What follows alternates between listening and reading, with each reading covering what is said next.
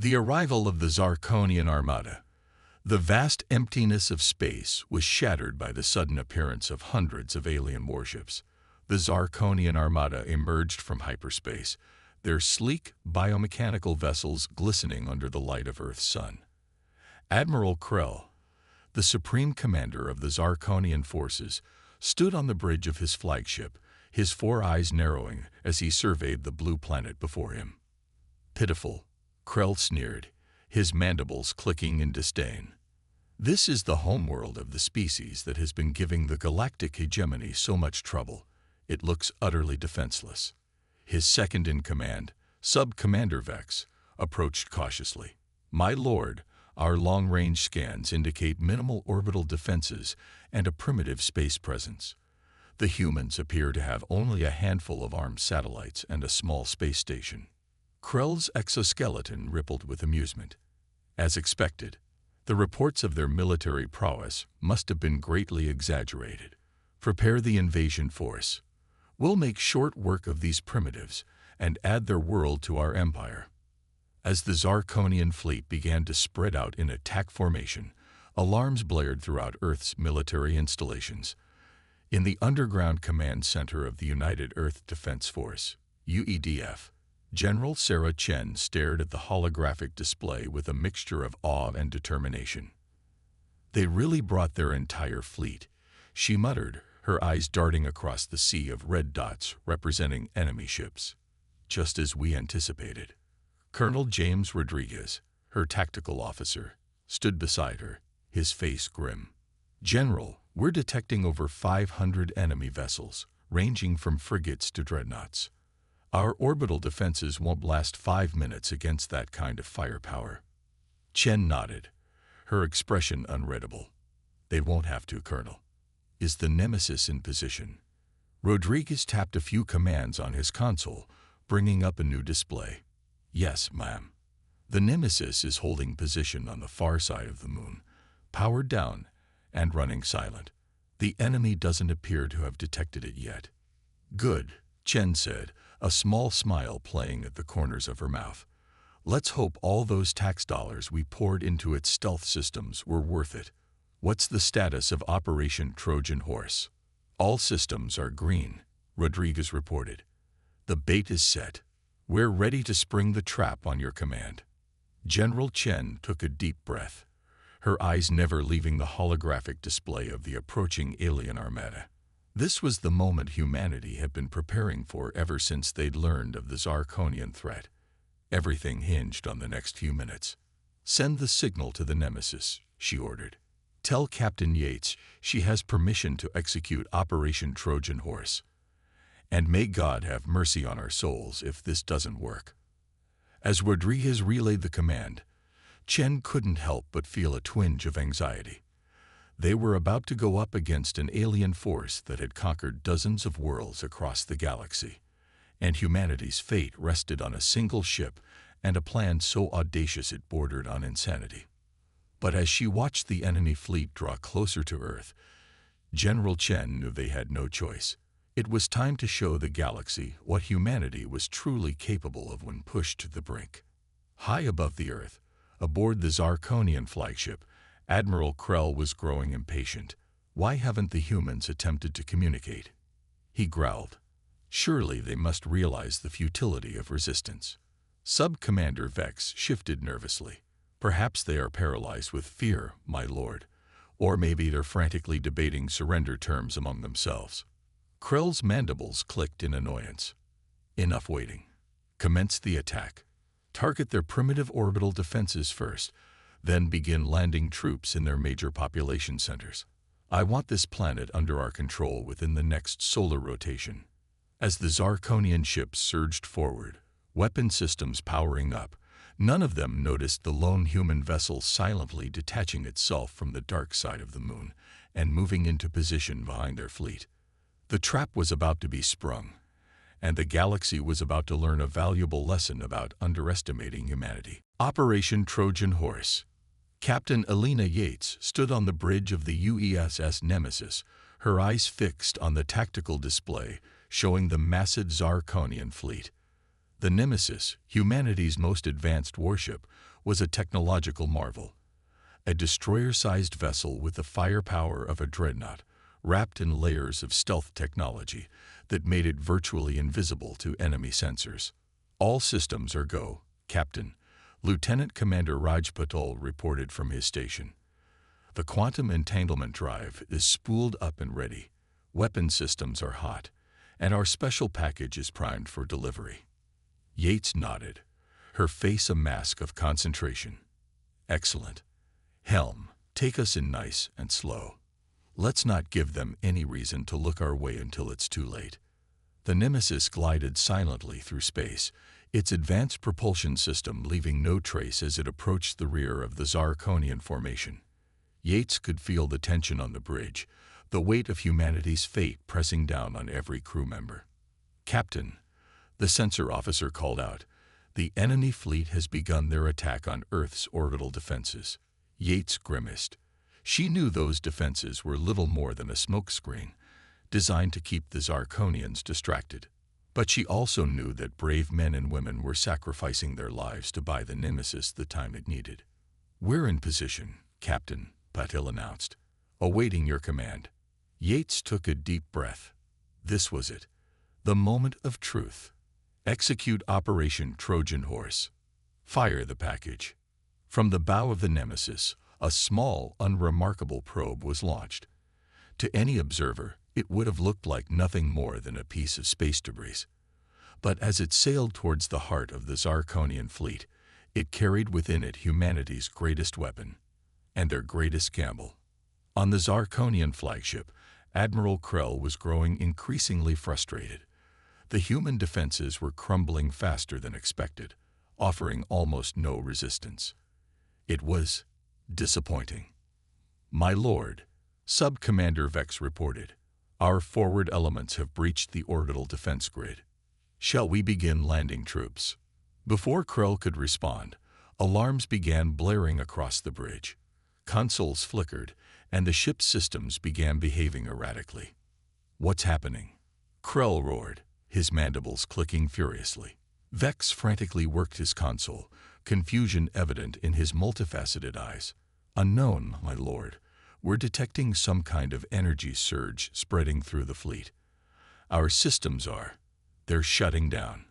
Across the Zarkonian armada, ship after ship suddenly lost power. Weapons went offline, engines died, and life support systems began to fail. The mighty alien fleet, which had conquered countless worlds, now drifted helplessly in space. Back on the Nemesis, Captain Yates allowed herself a small smile as she watched the enemy fleet go dark. "The Centurion virus is working perfectly," she said. "Begin Phase 2. The Nemesis decloaked, revealing itself to the now powerless Zarkonian ships. Its weapon systems came online, targeting key vessels throughout the enemy formation. "Open a channel to the Zarkonian flagship," Yates ordered. Admiral Krell's face appeared on the view screen, a mixture of rage and disbelief etched across his alien features. "This is Captain Elena Yates of the United Earth Defense Force," she announced, her voice calm but firm. "Your fleet has been neutralized by our cyber warfare package. Your ships are dead in space, and we have you at our mercy. Surrender now or face destruction." Krell's mandibles quivered with fury. "Impossible. How could one ship?" Yates cut him off. "We may be primitive by your standards, Admiral, but we've learned to make the most of what we have. Your overconfidence was your downfall. The Centurion virus we deployed was specifically designed to exploit weaknesses in your biomechanical systems. You brought an entire fleet, thinking quantity would overwhelm us. We brought quality, and outsmarted you." As the reality of their situation sank in, the Zarkonian leaders were faced with a choice: surrender to the very beings they had come to conquer, or be destroyed by a single human ship that had outwitted their entire armada. On Earth, in the UEDF Command Center, General Chen watched the unfolding events with a mixture of relief and pride. "Send word to all our forces," she ordered. Operation Trojan Horse was a success. Humanity just won its first interstellar war. As news of the victory spread across Earth, cheers erupted in cities around the globe. Humanity had faced its greatest threat and emerged triumphant, proving that ingenuity and determination could overcome even the most overwhelming odds. And in the vastness of space, the UESS Nemesis stood as a testament to human resourcefulness, a single ship that had defeated an alien armada and changed the course of galactic history. The aftermath and revelations. In the days following humanity's stunning victory, the mood on Earth oscillated between elation and cautious optimism. The Zarkonian fleet, once a terrifying force of conquest, now floated harmlessly in Earth's orbit, its ships transformed into little more than space debris by the HFY virus. At the United Nations headquarters in New York, General Sarah Chen stood before a packed assembly of world leaders and diplomats. The air was thick with anticipation as she prepared to reveal the full extent of humanity's technological leap. "Ladies and gentlemen," Chen began, her voice steady and confident, "what I'm about to share with you has been Earth's most closely guarded secret for the past decade. The UESS Nemesis and the HFY virus are just the tip of the iceberg."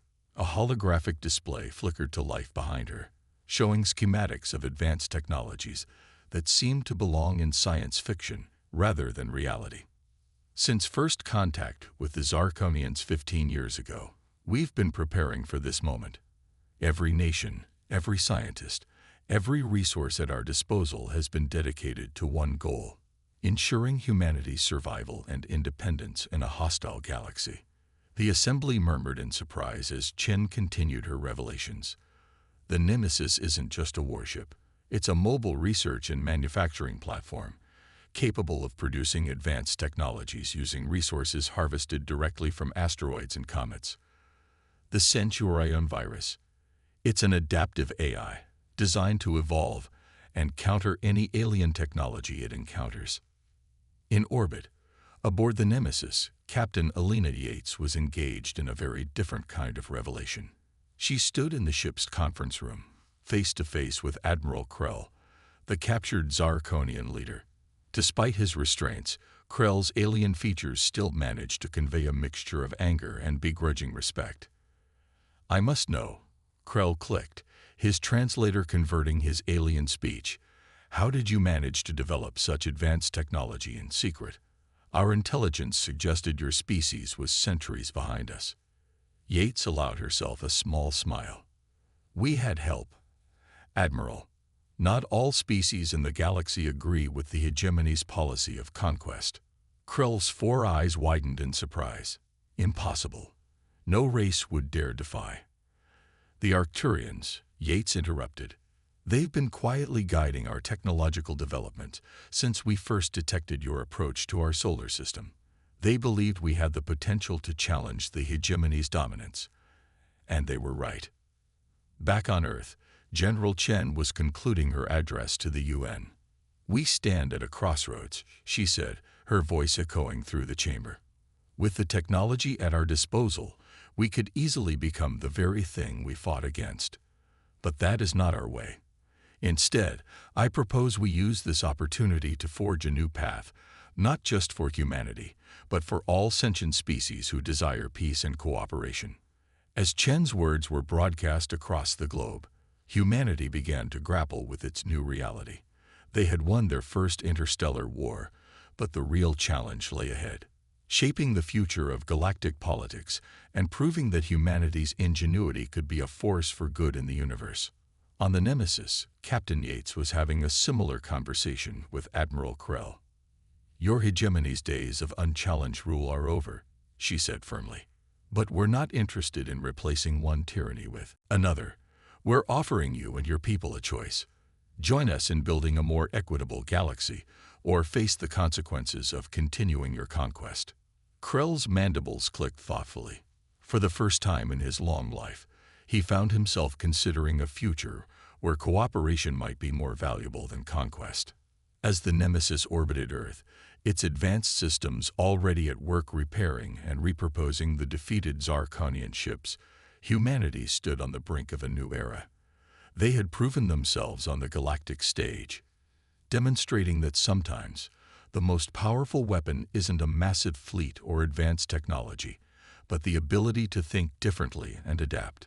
The galaxy was about to change, and humanity would be leading the way. A new galactic order. In the weeks following humanity's victory, Earth became a hub of frantic diplomatic activity. Representatives from various alien species, previously too afraid to challenge the Zarkonian hegemony, now flocked to the blue planet, eager to establish relations with the newcomers who had achieved the impossible. At the newly established Galactic Embassy in Geneva, Dr. Amira Khalil, Earth's foremost xenolinguist and cultural expert, found herself at the center of a whirlwind of interspecies negotiations. The cavernous main hall buzzed with a cacophony of alien languages and the hum of universal translators. The Proxians are willing to share their faster-than-light communication technology, Amira reported to General Chen, who was overseeing the proceedings. In exchange, they want access to our CN2RION virus research. Chen nodded thoughtfully. And the Syrians? They're offering their terraforming expertise. It could help us colonize Mars within years instead of decades. As they discussed the various offers and alliances forming, a commotion near the entrance caught their attention. A group of tall, willowy beings with iridescent skin had just arrived, their very presence causing a hush to fall over the assembled delegates. The Arcturians, Amira whispered, her eyes wide with awe. I never thought I'd see them in person. The leader of the Arcturian delegation glided towards Chen and Amira, its voice resonating directly in their minds. We come to bear witness to the fruits of our faith in humanity, it communicated. You have exceeded even our most optimistic projections. Meanwhile, in orbit, the UESS Nemesis had been transformed into a floating shipyard and research station. Captain Yates stood on the observation deck, watching as human and alien engineers worked side by side, repurposing the captured Zarkonian vessels. Admiral Krell, no longer a prisoner but a reluctant ally, joined her at the window. Your species continues to surprise me, he clicked. I expected retribution, not this. Yates turned to face the towering alien. That's the difference between us, Admiral. You see defeated enemies. We see potential allies. Every ship we rebuild, every piece of technology we adapt, brings us one step closer to a unified galaxy. Krell's mandibles twitched in what Yates had come to recognize as a gesture of respect. And what of my people? The hegemony will not simply disappear because of one defeat. That's where you come in, Yates replied. You've seen what we can do, what we offer. It's time for you to decide. Will you help us usher in a new era of cooperation, or cling to the old ways of conquest? Back on Earth, in a secure facility beneath the Rocky Mountains, a team of human and alien scientists huddled around a holographic display. Dr. Hiroshi Tanaka, the lead researcher on the CN2RION project, was explaining the virus's potential to a captivated audience. The beauty of Centurion, Tanaka said, his eyes gleaming with excitement, is its adaptability. It's not just a weapon. It's a tool for understanding and integrating diverse technologies. With input from our new allies, we could use it to solve problems ranging from interstellar travel to environmental restoration. As the scientists debated the ethical implications and potential applications of the virus, a young Zarkonian scientist raised a hand. What if we combine CN2RION with our biomechanical engineering? We could create ships that heal themselves, adapt to new environments. The room erupted in excited chatter as ideas began to flow freely between species that were, until recently, mortal enemies. As night fell over Geneva, General Chen stood on the balcony of the Galactic Embassy, gazing up at the stars. The sky seemed different now, full of promise rather than threat. Amira joined her, carrying 2 steaming cups of coffee. Quite a day, Amira said, handing Chen a cup. Who would have thought we'd go from facing extinction to hosting a galactic peace conference in the span of a month? Chen took a sip, savoring the familiar taste in the midst of so much change. We've only just begun, Amira. We won the battle. But now comes the real challenge, building a lasting peace. As they stood there, contemplating the future, a streak of light crossed the sky. The Nemesis, leading a mixed fleet of human and alien ships on a mission to spread the news of the new Galactic Alliance. Humanity had won with just one ship, but it would take the combined efforts of many species to forge a new destiny among the stars. The adventure was only beginning. Challenges of a new era. 6 months after humanity's victory over the Zarkonian fleet, the initial euphoria had given way to the complex realities of reshaping galactic politics. The UESS Nemesis, once Earth's secret weapon, now served as a roving embassy and peacekeeping vessel, with Captain Elena Yates at the helm of delicate diplomatic missions across the stars. On this particular day, the Nemesis hung in orbit around Proxima Centauri, the nearest potentially habitable exoplanet to Earth. The ship's conference room was tense as Captain Yates mediated a heated discussion between Proxian and Syrian representatives. The Proxians have no right to claim the entire Centauri system. The Syrian diplomat, a gelatinous being named Zilvax, burbled indignantly. We've had research stations here for centuries. The Proxian representative, a crystalline entity called Ixthal, chimed with barely contained anger. Your research stations have been covert military outposts, and you know it. We won't allow such deception to continue under the new alliance. Yates raised a hand, silencing both parties. Gentlemen, please, we're here to build bridges, not burn them. Perhaps we can discuss a joint development agreement that benefits both your species and humanity's expansion efforts. As the negotiations continued, Yates couldn't help but reflect on the enormity of the task before them. Uniting a galaxy was proving far more challenging than defeating a single enemy fleet. Meanwhile, back on Earth, the Global Defense Council was in session. General Sarah Chen stood before the assembled world leaders, her expression grave. While our victory over the Zarkonians has opened up unprecedented opportunities, Chen began, it has also painted a target on our backs. Not every species is thrilled with the new balance of power. She gestured to a holographic star map, where several systems glowed an ominous red. We've detected increased activity from the Void Collective, a group of species that thrive in the darkness between stars.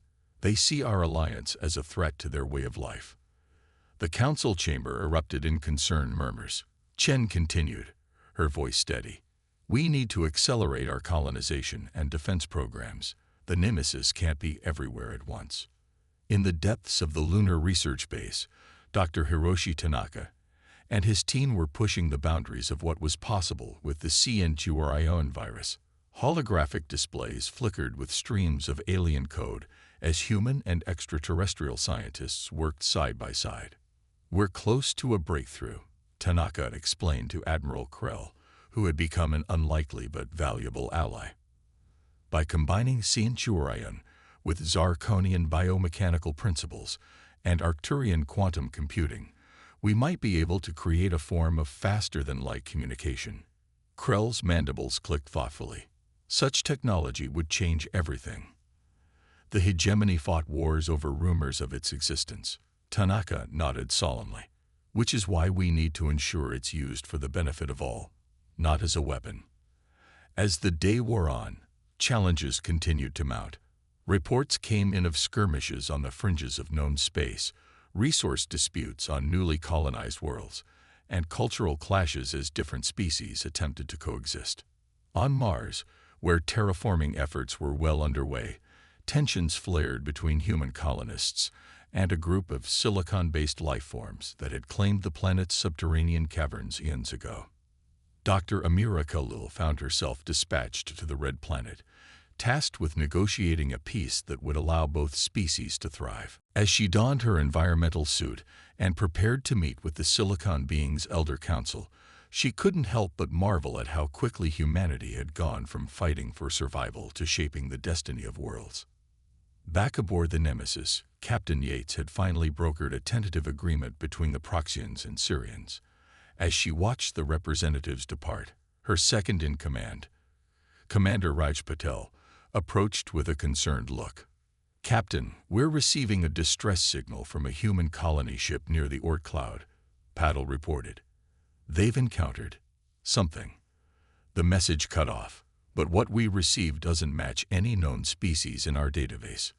Yates felt a chill run down her spine. Despite all their advancements, the galaxy still held many mysteries and dangers. "Set a course, maximum speed," she ordered, "and alert Earth.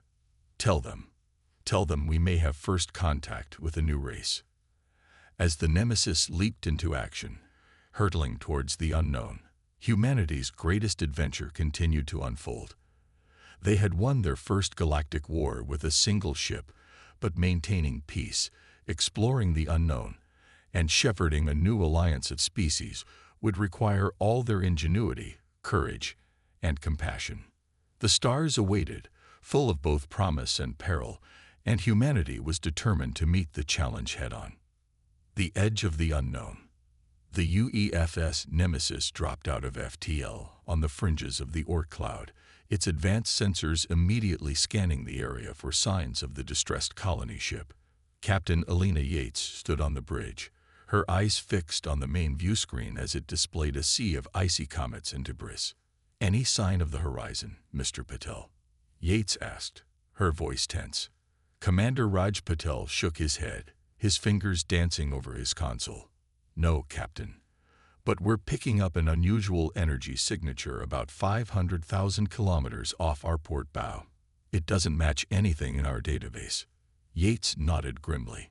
"Take us in, slow and steady. Shields up, weapons on standby. Let's not assume hostility, but be prepared for anything." As the Nemesis glided through the cosmic debris field, an eerie silence fell over the bridge. Suddenly, the ship's sensors blared to life. "Captain," the science officer, Lieutenant Zorachen, called out, "I'm detecting a massive object ahead. It's like nothing we've ever seen before." The view screen shifted, revealing a colossal structure that seemed to defy the laws of physics. It was a swirling vortex of dark energy, punctuated by flashes of otherworldly light. At its center, barely visible, was the colony ship horizon, seemingly frozen in time. "My God," Yates breathed. "What is that thing?" Before anyone could respond, a beam of energy shot out from the vortex, enveloping the Nemesis. Alarms blared as the ship's systems began to fluctuate wildly. "We're losing power," Patel shouted. "The Centurion virus is trying to adapt, but it's being overwhelmed." Yates gripped her command chair, her mind racing. They had faced down an entire alien armada. But this was something entirely different. "All hands, brace for impact," she ordered, just as the Nemesis was pulled into the swirling maw of the cosmic anomaly. Back on Earth, in the depths of the lunar research base, Dr. Hiroshi Tanaka was jolted awake by an urgent alert. His eyes widened as he read the incoming data stream. "It can't be," he muttered, quickly summoning his team and their alien collaborators. "The Nemesis has encountered a space-time anomaly of unprecedented scale. This could be it, the key to unlocking the secrets of the universe itself." As Tanaka and his team frantically worked to analyze the data and potentially find a way to assist the Nemesis, General Sarah Chen was facing a crisis of her own. Reports were flooding in from across the solar system of similar anomalies appearing and disappearing at random. In the UN Security Council chamber, now expanded to include representatives from allied alien species, Chen addressed the assembled leaders. "We're dealing with a phenomenon that transcends our current understanding of physics," she explained, her voice steadied despite the gravity of the situation. "But we've faced the unknown before and triumphed. I propose we initiate Project Lighthouse, a coordinated effort to study these anomalies and, if necessary, mount a rescue mission for the Nemesis and the Horizon." As debates raged and plans were formed, humanity once again found itself at a crossroads. The victory over the Zarkonians had been just the beginning. Now they faced a challenge that would push the boundaries of their knowledge and test the strength of their newfound galactic alliance. Aboard the Nemesis, now adrift in a realm beyond normal spacetime, Captain Yates and her crew struggled to make sense of their surroundings. The laws of physics seemed to bend and twist around them, and glimpses of other realities flickered at the edge of perception. "Captain," Lieutenant Chen called out, her voice filled with awe and terror, "I'm picking up signals, thousands of them. It's like we're hearing the echoes of every civilization that ever was or will be." Yates stood amidst the chaos of her bridge, a look of determination settling on her face. "Send out a broad-spectrum hail," she ordered. "If there's anyone or anything out there that can understand us, let them know. Humanity has arrived, and we come seeking knowledge and friendship."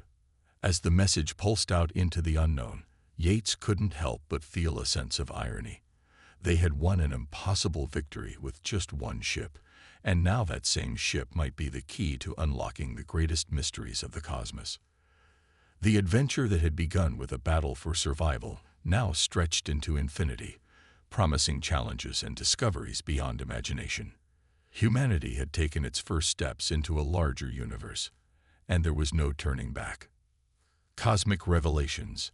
As the UEFS Nemesis drifted through the otherworldly realm, Captain Alina Yates and her crew struggled to maintain their sanity amidst the swirling chaos of bent spacetime. The ship's systems fluctuated wildly, alternating between moments of clarity and complete shutdown. "Captain," Commander Patel called out, his voice strained, "I think I've managed to stabilize our core systems using a modified version of the CNTURION virus. We should have basic life support and sensors for now." Yates nodded gratefully. "Good work, Raj. What can you tell me about our surroundings?" Lieutenant Zara Chen spoke up, her eyes wide as she stared at her console. "It's incredible, Captain. We appear to be in a nexus of sorts, a place where multiple dimensions intersect. I'm detecting echoes of countless realities, past, present, and future." Suddenly, a brilliant light filled the bridge, coalescing into a form that seemed to shift and change with each passing second. The crew watched in awe as the being addressed them, its voice resonating directly in their minds. "Greetings, travelers," it said. "We are the custodians, guardians of the cosmic nexus. Your presence here is unexpected." Yates stepped forward, her voice steady despite her racing heart. "I am Captain Alina Yates of the United Earth Defense Force. We came here following a distress signal from one of our ships. Can you help us?" The being seemed to consider this for a moment. "Your ship, the one you call Horizon, breached the veil between realities by accident. We brought it here for safekeeping. As for you, your arrival was foretold, yet not quite in this manner." Before Yates could respond, the being continued, "Your species stands at a crossroads, humans. The choices you make in the coming days will ripple across the multiverse. We would know your intentions." Meanwhile, back on Earth, Dr. Hiroshi Tanaka and his team had made a breakthrough. Using data from the Nemesis's last transmission and combining it with insights from their alien allies, they had managed to create a prototype interdimensional communicator. In a secure facility beneath Geneva, General Sarah Chen stood before the device, surrounded by world leaders and alien diplomats. With a nod from Tanaka, she activated the communicator. "This is General Chen of Earth, calling the UEFS Nemesis. Captain Yates, do you read me?" Aboard the Nemesis, Yates's eyes widened as Chen's voice crackled through the ship's speakers. "General, we read you. You're not going to believe where we are, or what we've discovered." As Yates quickly briefed Chen on their encounter with the custodians, the interdimensional being observed silently. When she finished, it spoke again. "Your ability to bridge realities is impressive, humans, but it also places a great responsibility upon you. The knowledge we possess could elevate your species to heights you can scarcely imagine, or it could lead to the destruction of countless realities." General Chen's voice came through again, firm and resolute. "We understand the gravity of this situation. Humanity has recently taken its place among the galactic community. We've learned the importance of cooperation and the dangers of unchecked power. We seek knowledge not for dominance, but for the betterment of all sentient life. The custodians seem to ponder this. Very well. We will impart to you a fraction of our knowledge, enough to help you navigate the challenges that lie ahead. But be warned, with this knowledge comes great responsibility. The fate of not just your reality, but countless others, may rest in your hands. Over the next several hours, the custodians shared insights that revolutionized humanity's understanding of the universe. They learned of higher dimensions, the true nature of dark matter and energy, and the delicate balance that held reality itself together. As the knowledge flowed, Dr. Tanaka and his team worked feverishly to document and understand it all. The implications were staggering. Faster than light travel without the need for traditional propulsion, the ability to manipulate gravity and space-time itself, and glimpses of possible futures that could guide their decisions. Finally, the custodian addressed them one last time. You have shown wisdom and restraint in the face of unimaginable power. Go forth, humans, and use this knowledge wisely. The multiverse watches with great interest. With a flash of light, the Nemesis and the Horizon found themselves back in normal space, just outside Earth's orbit. As they made their way home, Captain Yates couldn't help but feel a sense of awe and trepidation. They had won their first interstellar war with just one ship, united a fractious galaxy, and now stood on the brink of a new era of cosmic understanding. The challenges ahead were immense, but so too were the possibilities. As the blue marble of Earth grew larger in the view screen, Yates smiled. Humanity's greatest adventure was just beginning, and she couldn't wait to see where it would lead them next. In the years that followed, humanity would use its newfound knowledge to usher in an unprecedented era of peace and prosperity across the galaxy. The lessons learned from their encounter with the custodians guided them as they faced new challenges and explored the farthest reaches of the cosmos. They had started with one ship against an alien armada, and now they stood as shepherds of a new cosmic order, ready to face whatever the universe had in store for them. The end, or perhaps just the beginning of a greater story.